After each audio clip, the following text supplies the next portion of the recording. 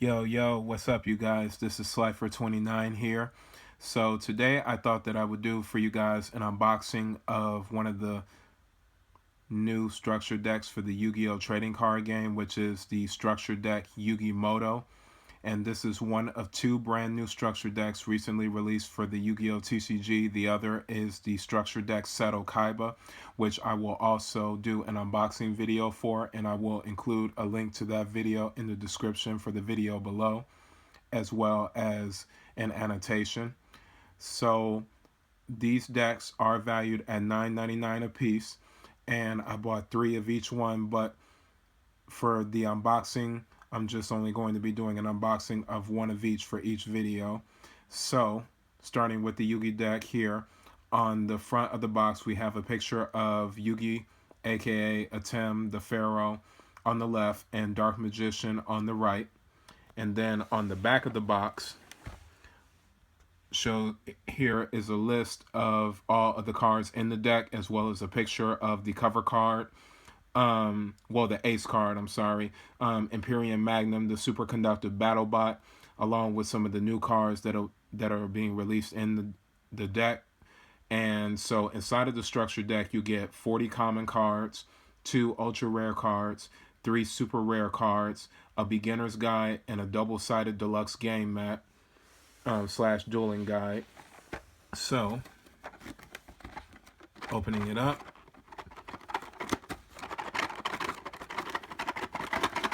Sorry guys, this thing was being a bit stubborn.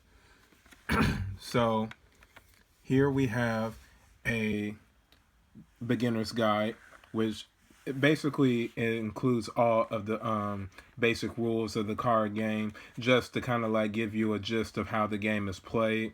Me personally, I like it better when structured decks include the official rule book, which breaks everything down, because I really don't know why for the life of me that Konami would just include beginner's guides in structure decks, especially when they've been doing it for so long, because I've noticed in recent releases of structure decks they've been throwing in beginner's guides as opposed to the official rule book.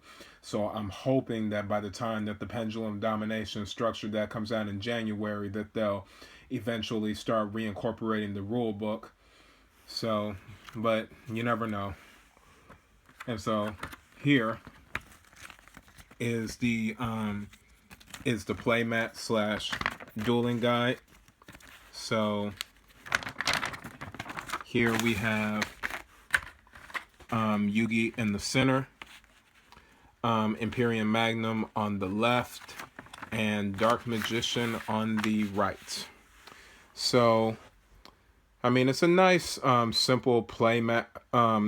Because if you're a beginner, then obviously this is the kind of thing that you would play the card game on, unless you just like playing on the table. I really don't care for these, other than them just being simple little collector's items, because I prefer the rubber playmats, and plus I've got like plenty of them that are two-sided. But still, nevertheless, it is a nice looking playmat though. And then on the back is it also shows the deck list of, once again, of everything that comes inside of it, as well as strategies on using the deck, because of course this deck focuses on the Magnet Warriors, as well as new additions which are known as the Electromagnet Warriors. So I mean, it's nice though to see like the strategies you can use when incorporating such cards in the deck, as well as suggestions on what cards from other sets to add. So that's always a nice thing. But now, moving on, is the main event, which is the deck itself. So, starting off, you have the ace card of the deck, which is a new fusion monster that is known as Imperium Magnum, the superconductive battle bot. It's a level 10 monster, earth attribute, rock type, 4,000 attack and defense points, and it is a fusion of Valkyrian, the Magna Warrior, and Berserkion, the Electromagnet Warrior. And its effect is that it must be fusion summoned with the above fusion materials, and it cannot be special summoned by any other ways. And once per turn, during either player's turn, when your opponent activates a spell, trap, or monster effect, you can negate the activation of that said card, and if you do, then you destroy it. And if this card in your control leaves the field because of an opponent's card effect, then you can special summon both one of Valkyrian and Berserkion from your hand and or your deck, ignoring their summoning conditions. So that's a really good effect, and I really think that this is a nice card, and it's not difficult to summon, especially as long as you get both Valkyrian and Berserkion in your hand. And then here is Berserkion, the Electromagnet Warrior, and it is a level 8 monster, Earth attribute, rock type, 3,000 attack points and 2,800 defense points, and is an effect monster card. And its effect is that it cannot be normal summoned or set, and it must first be special summoned from your hand by banishing one each of Alpha, Beta, and Gamma, the Electromagnet Warriors, from your hand, graveyard, and or your side of the field.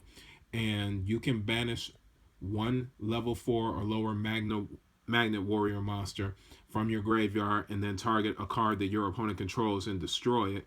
And if this card is destroyed by battle or by an opponent's card effect, then you can target one each of your banished Alpha, Beta, and Gamma, the Electromagnet Warriors, and special summon them. So he's actually much easier to summon than Valkyrian, and plus he has a nice payoff should he ever get destroyed. So I can see a lot of all-around usage with him if people are going to decide on building Magnet Warrior decks.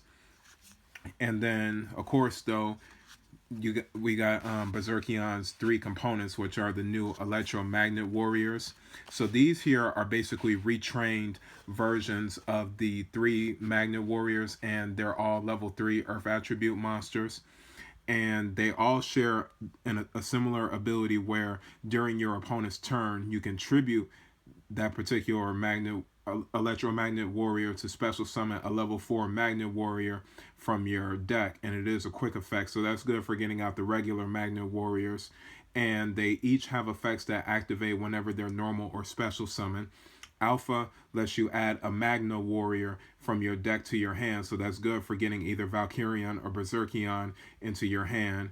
And then Beta lets you add a level 4 or lower Magnet Warrior from your deck to your hand, except for Beta, the Electromagnet Warrior. And then Gamma, the Electromagnet Warrior, lets you special summon a level 4 or lower Magnet Warrior monster from your hand, except for Gamma, the Electromagnet Warrior.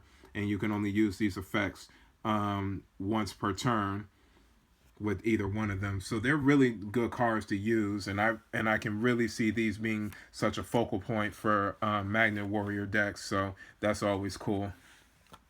And then for the rest of the cards in the deck, we have Kariborn, which is a level 1 monster, light attribute, fiend type, 300 attack, 200 defense. And its effect is that at the end of the battle phase, you can discard this card and then target a monster in your graveyard that was destroyed by battle and sent there this turn, and you can special summon it. And when an opponent's monster declares an attack, you can banish this card from your graveyard and then target any number of Karibo monsters from your graveyard and special summon them. So it's a pretty nice card. I think it could get some play in some decks. It'll be interesting. And then other cards in the deck is Valkyrian, the Magna Warrior, Alpha, Beta, and Alpha the Magna Warrior, Beta the Magna Warrior, and Gamma the Magna Warrior. Dark Magician with that brand new artwork, which looks really nice. Dark Magician Girl, Buster Blader, Jack's Knight, Queen's Knight, and King's Knight, always a staple in Yugi's decks. Baphomet, Gazelle, the King of Mythical Beasts, Obnoxious Celtic Guardian, Giant Soldier of Stone, Karibo, Skilled Dark Magician, Skilled White Magician, Twin-Headed Behemoth, and that does it for the monsters. And then for spells, there's a new spell in here known as Magnetic Field, which is a field spell.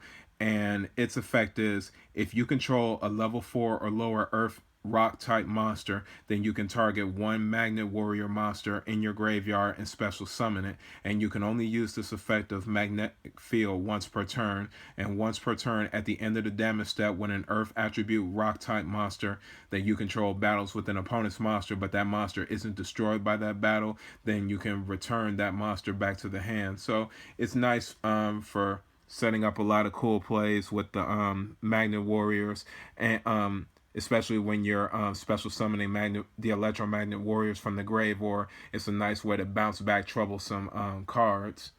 So always good. And then next is Dark Magic Inheritance, which is a quick play spell card, and its effect is you banish 2 spell cards from your graveyard, and then you add 1 spell or trap card from your deck to your hand that specifically lists this card, list the card Dark Magician or Dark Magician Girl within its text, except for Dark Magic Inheritance, and you can only activate 1 Dark Magic Inheritance per turn. And then next is Dark Magic Attack, and then Dark Magic Curtain, Mystic Box, Swords of Revealing Light, Spell Shattering Arrow, Polymerization, Diffusion, Swords of Concealing Light, and a new card known as Attack the Moon, which is a continuous spell card where once per turn, when the battle position of a rock-type monster is changed, you can target a spell or trap card that your opponent controls and destroy it. And then next is Magnet Conversion, which is a normal trap card, and which is brand new, and its effect is you target up to 3 of your level 4 or lower Magnet Warrior monsters in your graveyard, and you add them to your hand, and during either player's turn except for the turn that this card was sent to the graveyard, you can banish this card from your grave and then target one of your banished level 4 or lower Magnet Warrior monsters and special summon it. So this is, I mean, honestly and truthfully, I want to build a Magnet Warrior deck so bad, because honestly I plan to do so because of this deck, and also an A to Z deck because of the cards in the Kaiba deck, which I'll get to. And then in terms of other trap cards, there is Magician's Circle, Mirror Force, Magic Cylinder, Soul Rope, and Rock Bombardment. And then for other fusion monsters in this deck is Arcana Knight Joker with that new artwork, Dark Paladin, Chimera the Flying Mythical Beast, and Buster Blader the Dragon Destroyer Swordsman, which is really nice. So this is my first time getting my hands on one. And all in all, I mean, I really like this deck. I mean, it looks really cool. I mean, it makes me want, I am going to definitely run the Magnet Warriors in this deck. And I mean, I'm going to definitely build a Magnet Warrior deck, and I'm just really excited about it. I think it was well worth it, and I'm really excited to also build an A to Z deck. So all in all, you guys, I really hope that you've liked this video, and just make sure to comment, rate, and subscribe. And like I said, I'll include a link for the Structure Deck Set Kaiba unboxing in the description, as well as an annotation, and just let me know what you think. So once again, you guys, love, peace, and chicken grease.